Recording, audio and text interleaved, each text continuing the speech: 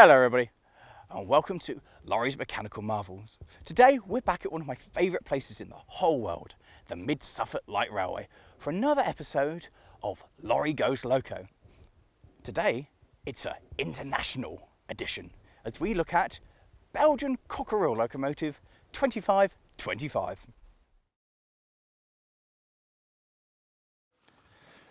This is the first continental locomotive to appear on the channel. And it's not the kind of thing you'd have seen on the Mid Suffolk Light Railway back in its operational day, but today a little light small steam engine blends in here so amazingly well. This one is number 2525 of 1907, which is really strange because the plate on the boiler says that was built in 1905. So at some point either it's picked up the wrong plate or it's had the boiler swapped out for another one. The very strange thing about this engine is I know almost nothing of its history. We know it was definitely built because it's here, and we know it worked in Belgium. We think it worked at a Belgian gas main plant, or a Belgian gas plant. We think. What we do know is that it has been captured by the Germans twice. And that's basically all I know. It's a small shunting engine designed for working in a factory. It'll go pick up a couple of wagons, shunt them around, bring them back, take some goods to the main line and come back. It's not designed to go for a long run. It's a very small industrial locomotive with tiny little driving wheels. Quite large cylinders. It gives it a tractive effort of about 7,000 pounds, which for the size of the engine, it only weighs 12 tonnes and about 4 metres long. It's actually pretty impressive. So it's, yeah, a little weird industrial. In the late 70s and early 80s, 5 of these got imported to the UK where they mostly ran all over the country. This one, I believe, went to the Battlefield line, where it ran for a short period of time, and then it was purchased by its current owner, which went back to his workshop and disappeared slowly into the undergrowth. This was his retirement project. But then one day he got bored and decided he'd have a go at it anyway. So over the next few years, he set about restoring this and bringing it back to operational life. And initially, it worked on the Mid Norfolk Railway, who very quickly realised that it was too small to do anything useful. And so in 2015, it came to us at the Mid Suffolk Light Railway, and it's been here ever since. I think that's the shortest history and the most useless history I've ever given you guys. Where did it work? I don't really know. When did it come to the UK? I don't really know. How long did it take to restore it? I don't really know. All I know is it's here now. Since it's got to us, it's had a number of modifications and improvements. We've redone the vacuum system on it, and it's now got a silencer on the roof, and it actually, it generates vacuum quite well. We've also added an ash pan, which is very close to the railhead. Because originally, this thing didn't have an ash pan. The bottom of the firebox, underneath the firebars, was just open, allowing air to rush in. Whereas now, obviously, there's an ash pan because we have wooden sleepers, and sprinkling ash as you go along on wooden sleepers isn't actually that much of a good idea. Apart from that, there's been very little we've done to it. That's useless, isn't it? That is the worst intro I've ever done. Locomotive, pretty old, it's here now. Honestly guys, I've had a look around for information on this. Even the owner isn't sure on the history of this. There's lots of conflicting information. I don't really know. All I can tell you is it's a Cockerill Type 4 locomotive. And people call it a tram because the boiler is inside it. It is not a tram. It never worked on a tramway, and it is not designed as a tram. It is in fact a vertical boiler, or well tank locomotive. Vertical boiler in the middle of the frames, and then a tank at the other end. We have the cab over here, and at the other side there's a very big water tank. Well tanks are normally inside the frames, and this is kind of on top of, but there isn't really another word to describe what it is, apart from very, very strange indeed. That's a weird locomotive. And kind of very pretty in its own very strange way. And when we couple up to our vintage coach, which is a Mid Suffolk Light Railway number 12, formerly a Great Eastern Break coach, it looks superb. I mean, they've never ever been together in real life, but they look remarkably good together. It looks cute, and it looks right. It looks right for the Mid Suffolk Light Railway. It's a kind of thing that you can kind of pretend might have happened. So the next thing we talk about is basically how we get this thing into life. So the first thing to do is turn up in the morning, climb onto the locomotive, check to make sure that there is water in the boiler. The other basic checks, the regulator's closed, reverser in mid-gear, open up the fire. and have a look at what mess has been left for you, and then we have to start cleaning it out and prepping it all. Once the fire's lit, we can look at trying to oil up the rest of it. So oiling this up is actually quite easy. It's an engine that's designed to be done mostly without a pit. We have these little onions here, which you fill with steam oil, and these help to lube the cylinders. It's also got a mechanical lubricator, but it's quite nice having this here, which I've just totally overfilled, but never mind. And the tap up, just force some of that in there. What I've done there is actually preserved all the metalwork, you see, by putting more oil onto it. That's preserving the metalwork. And we'll just, yeah. This will be our little secret, dear viewer, that a little bit too much oil. Then we put a bit of oil in here. We've got a little oiler for the valve spindle. Takes a little bit of oil. He says, waiting for the oil to come up. There we go. This is a very annoying thing. A bit of oil into there, and then one down here, which is for the piston gland itself. Now, with these, look, it's got it all over everything. That's steam oil out here. This engine isn't designed for prolonged running, it's designed for doing a light bit of work. So all of these reserves are very little and they don't hold an awful lot and they need regular topping up. Then we've just got a piece here for the motion, a bit here for the crossbar, which drinks a load of oil, tiny little bit here, tiny little bit there. Reaching into here, we've got the oiling point for the crank on the front wheel. Just a little butterfly clip here, take that off. More oil goes into that, like so. Fill that up and don't overfill that one. Good work, Lawrie. Good work. Lovely.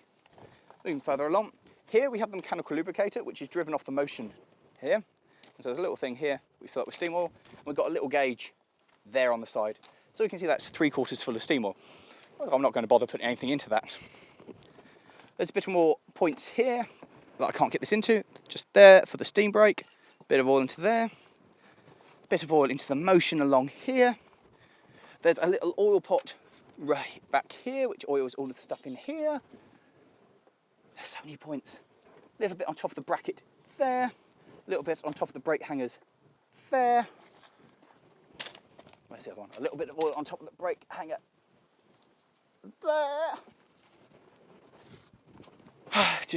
A little bit in there. I'm running out of oil. Whoops. More oil into this pot here. And then finally, the big end, which has a stupid thing that doesn't actually stay over the top of it on this side. I am almost out of oil. And this one here. Basically, these are the oil points on this engine. All we have to do is repeat the process on the other side. Drink the last of that oil. Yeah, that'll do. That concludes oiling up, at least on this side. All I've got to do is repeat what I've done on the other side, plus I've got the pump to contend with. And that's about it. It's actually really easy. Everything's accessible from the outside. Well, that's a lie. Almost everything is accessible from the outside. To do the axle boxes and the eccentrics on the rear axle and 2 bits of the motion, I need to go underneath. This normally isn't a problem at the Mid Suffolk Light Railway because we have a pit. However, we have a visitor, which is Cirophyte, and part of the agreement of having Cirophyte at our railway is that it must be kept under cover. Our pit has a roof on it, so Cirophyte is currently sat on our pit, which means to do the rear axle boxes and the rear axle, and then the front axle boxes, I've got to go underneath, which means scrambling on the track. So I'm going to change out of my nice overalls and go and refill my oil bottle and clamber underneath. Right. Eccentric. There.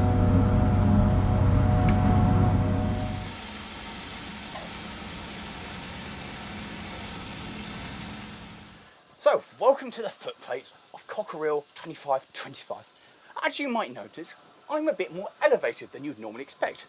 This is for two reasons. First of all, the controls are on top of the boiler, like the regulator is slap bang at the top of the regulator because it's the highest point for the steam feed to come off. The valve is literally here, and that pipe there goes down to the cylinders. The second reason is the Belgians are very clever and they understand the hierarchy of a footplate rather well. The driver, being the very important proper person, skilled top man, stands up here to show how important it is. The fireman, being the dirty coal shoveler, goes down there in the pit. Driver's plateau, standard normal person's area, fireman's pit. Notice there is about 3 foot between the two. It's like thigh height. Oof. Oof. And that makes me feel very happy. It gives you a rather sense of power and just makes you feel extra good about yourself being up here. Also means that visibility everywhere is lovely. Best thing about this engine is that, the panoramic view out the front, which is lovely, apart from if you're trying to film because the wind comes rushing through and mucks up everything. So controls. Straight in front of me is the brake, which is interesting and kind of on or off. There's very little in between. Regulator is up here, right on top of the main steam valve. This thing here is the lubricator for the regulator. So all we do is just put a slug of steam oil into there, give it a nice fill. Then when that drains away, we shut the top tap here. So it's like an airlock. Shut the top, and then we can open the bottom one. The idea of this is that you can re-oil it, put more oil, top it in without the oil lasting back at you under steam pressure, which from experience I can tell you is very, very unpleasant. Moving over here, we have the vacuum brake controls. This has all been added since the machine entered preservation. It never had vacuum or anything similar in its early days, in its original working life. And so we've got the extra vacuum piping here, which is why we have a silencer on the roof, because everything comes out of the chimney or on the roof. And when we fitted the vacuum originally, it was so very loud. It was deafening to be in here. So somebody came up with the wonderful idea of, let's put a silencer on it. And you know what? It's worked remarkably well. It's still quite loud because it's on the roof, but it's much better than it was. Obviously, most normal locomotives, all the steam ejects at the chimney, which is a boiler length away from you. It's at the front and you're at the back. Whereas everything here is there. So that's all the associated pipework, and there's a little handle up here which starts the generation. That will open the live steam feed coming from here, and that gives you your vacuum with a little vacuum gauge up there.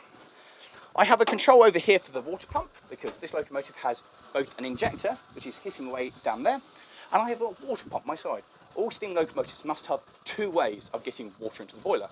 Most engines have 2 injectors. This, because it's weird in Belgium, injector and water pump.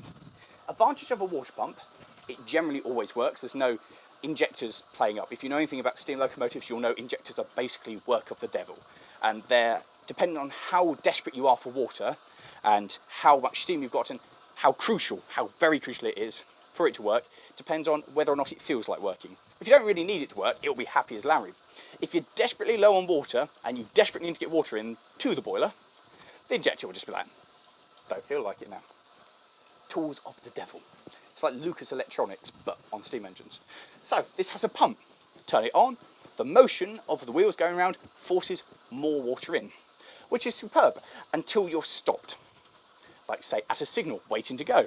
Then the pump does nothing. So it's a great idea. So there is an injector on the pump. The injector on this locomotive particularly is work of the devil. Most injectors have the pipe work outside. So when the overflow, it goes outside the locomotive, away from the nice people inside the cab. Because the fireman is in the pit, the overflow is also inside the locomotive, going into this little funnel. So that means if this injector blows by, all that happens is the cab gets covered in steam, which is quite unpleasant because it's very hot and scalding water. The injector on this is the worst thing about the locomotive. Turn the water on here, open this little drain tap here to purge any air, turn the steam on, looks like we've got a good flow, shut that, and gently open that up.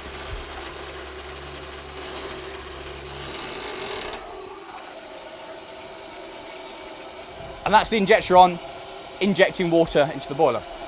It should have, down here, moving cones. This control here should move the cones, which should allow this injector to pick up really nice and smoothly. It does not work. I think the cones need replacing, and it just about injects water, but it's just not very good. Here we have the blower, which is, I'm told it does, it makes a lot of noise, but it doesn't actually seem to cause any draft on the fire.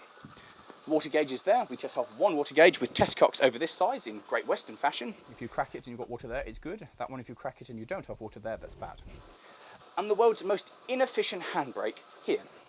The handbrake works on one wheel. There is one brake block on one wheel. It is useless. We always chock this locomotive. Over there, we have the pressure gauge, and next door to it is the safety valves, which should eject out of the cab with a little kind of cylinder that goes around them that pokes up through the hole. Instead, they just sit there, and so when they go off, it's full of steam.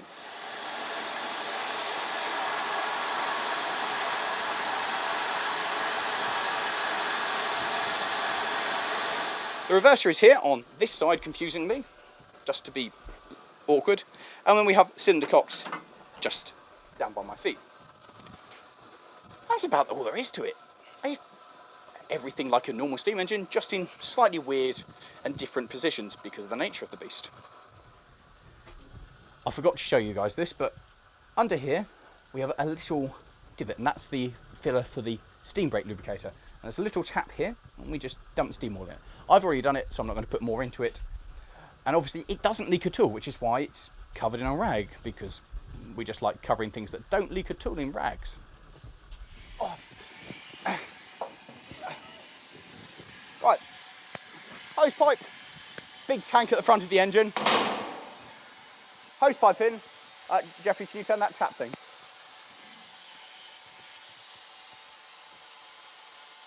Oh, yeah, that's right.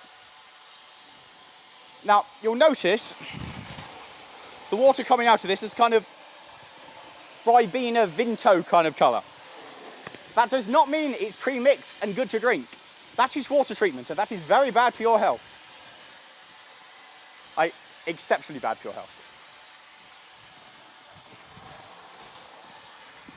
We'll be here sometime, guys.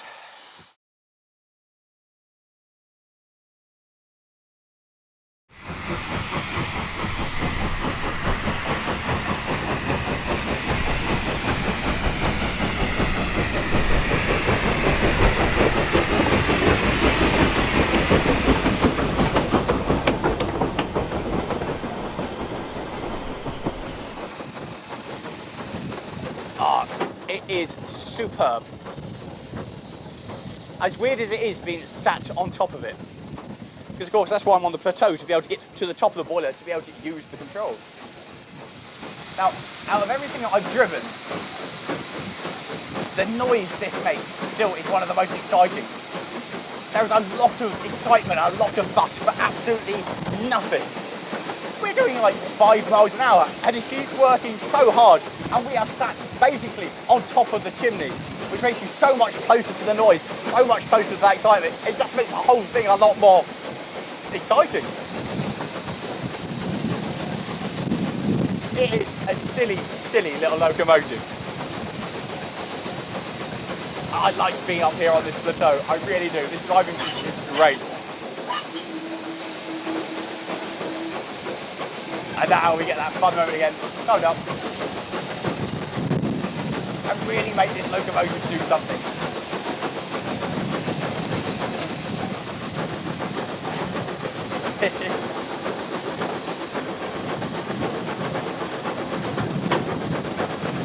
It is a really, really nice thing to drive. It drives really, really well. I mean, there's things like the regulator blow spine is leaking. That's not ideal. There's certainly things that could be done to this to make it better, but nothing takes away from this sensation here of charging up this hill. It is brilliant. Absolutely brilliant. And one other engine you will really feel the difference when you knock chop or not. It goes up full bar now. Changes the entire exhaust. It's fantastic.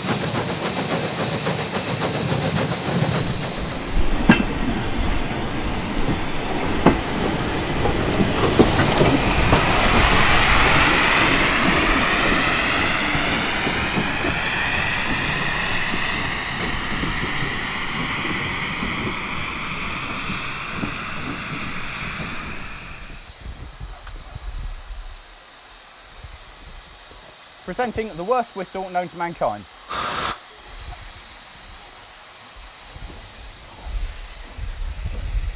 So, the regulator on this is superb. It's quite stiff, but the amount of control on it is amazing. Now, this railway is all pretty much downhill, so the first part of our journey, we're going to be using the vacuum brake, which comes off a DMU. Wasn't on this originally. It's not that bad. It's not perfect. It's not designed to do this at all. This engine was never designed to huff vacuum. And when you're running vacuum, especially with more than one carriage, you really notice it because there just isn't any capacity to this boiler. Constantly running the vacuum takes so much out of it. And you really noticed it. It's only a little boiler. For what we've been doing today though, we've had a driver experience course. It's fine, one coach, that's fine. And this engine is the hardest thing to fire I've ever had a go on. And I fired stuff from full-size massive steam engines on proper good runs to tiny, tiny locomotives. And it's this one. This one's the biggest challenge. And we don't really know on this one which way is forward or backwards. Some people say that we're now travelling forwards, and some people say we're backwards. The driving position is definitely set out for this to be forwards. However, the cylinder's being at that end makes me think that way's forward. Going downhill, that's quite boring. This thing rides really nice as well. The cab's huge and there's a lot of airflow through it. I really like the driving position up here. When we're working on down, visibility all round is good. In fact, everything is good. It's just something that feels so very different to anything else that I've ever driven.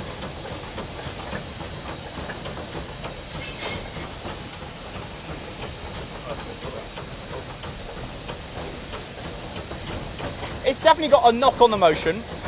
That's one of the biggest downsides to it as driving. You can hear this, something's loose somewhere.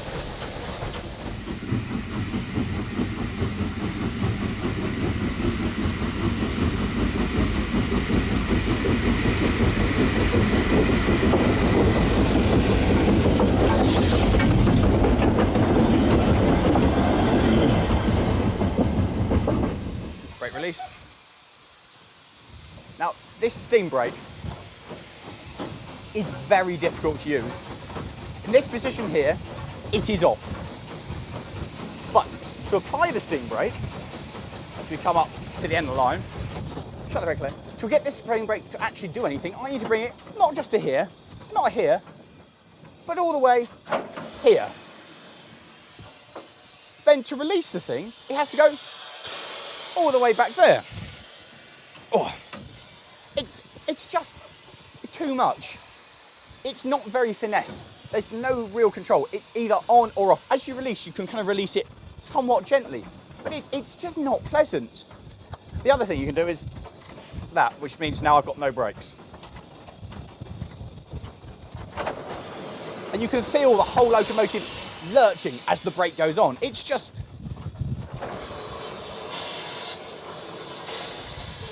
not pleasant to use. And the weirdest thing about the whole locomotive is where everything is. I'm basically in the middle of the controls. Most locomotives that you normally crew, you've got everything laid out in front of you. But this thing, you're kind of in the middle of it.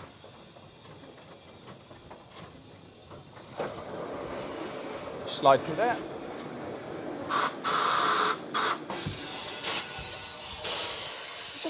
It's weird. Brakes there, the reverse is over here, the vacuum brakes here, cylinder cocks are down there. The engine doesn't even know which way is meant to be forward. And I know that the vacuum brake's been added afterwards. That's fine. It's still just not right. It's also exceptionally noisy. All the exhaust noise goes straight up that chimney right there with a massive hole around it. You hear everything.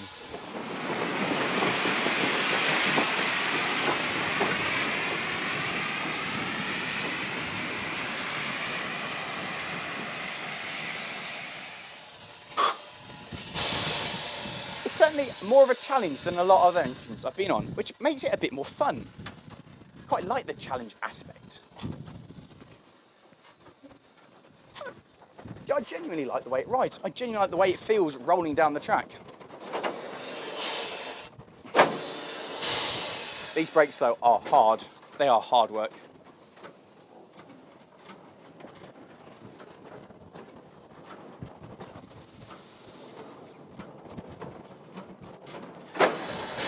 I rather enjoy the fact that I've got access to the pump. That makes me feel like part of the firing team. When the fireman asks, could you turn the pump on? I need a bit more water. That's nice.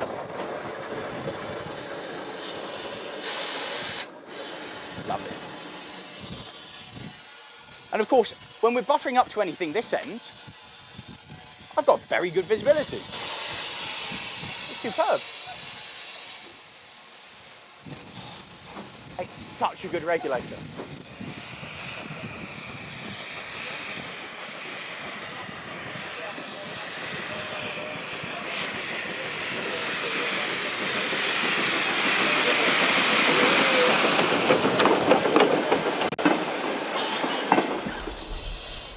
Trundling around on it, it's just great fun. And it's nice having a super massive footplate.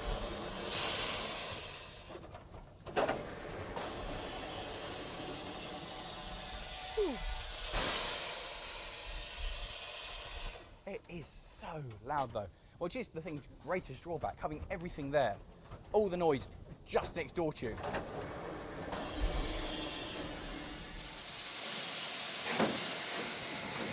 I love the sound. Being close to the chimney is great. I love being close to the chimney.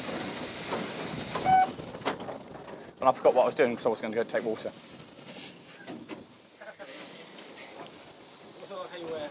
Oh, it's so noisy, but I love the sound. I don't like the sound of this. The steam brake noise is hugely annoying. The sound of the exhaust is wonderful.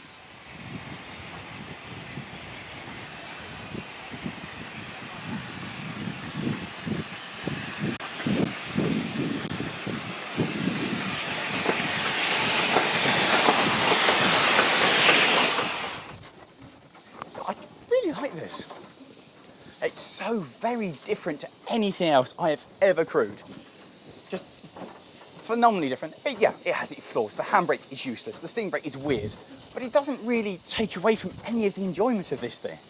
And whenever I see myself rostered on it here at the Mid Suffolk Light Railway, I'm overjoyed. I really am. Just because it is a challenge. It's a challenging locomotive. You really do have to keep your wits about you. Especially on this gradient of a railway.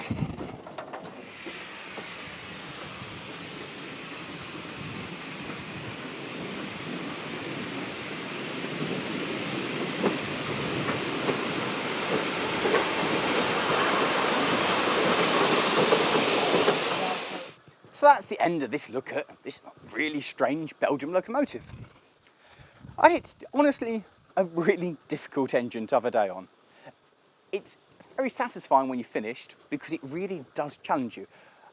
And that doesn't say that I don't enjoy it, because I love a day out on this engine. It's really, really good fun. But it is a challenge to fire. It's so different, it makes you think a bit harder about everything you do. And the brakes are lacking compared to anything else that I've driven. Everything just requires a little more thought and a little more care. That said, when you open it up and it makes a noise, it's amazing. But when things aren't so good, it's not as pleasant. In the summer, it's really hot because you're sat on top of the boiler. But in the winter, it's bitterly cold. There's no windows or anything to get rid of any draft or keep any of that heat in. It's just cold.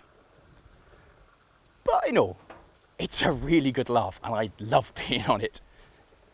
It's just a different steam engine. And at the moment, it's the only working one in the UK. I believe the one at the North Yorkshire Moors is coming along and will soon be in steam. But at the moment, this is the only working one in the country. So that's quite cool. So guys, I hope you've enjoyed this look at 2525. Please like, subscribe, leave a comment and share this video with your other trainee people. And let me know, what do you think about this thing? Is it bonkers or is it awesome? A big thank you to the Mid Suffolk Light Railway for letting me come down today and do a bit of filming with 2525. There's a link to their website in the video description, and there'll be a link coming up on the screen somewhere over there if I can make it happen. And of course, a big thank you to the Locomotive owner, well, for letting it come and live at the Mid Suffolk Light Railway. We love it, and it suits this little railway so well.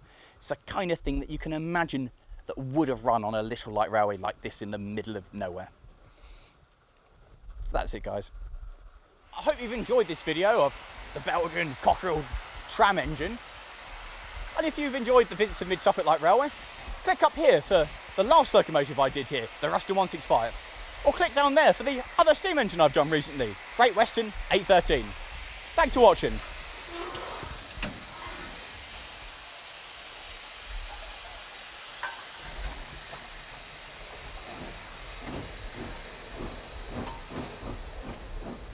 Thank you, guys.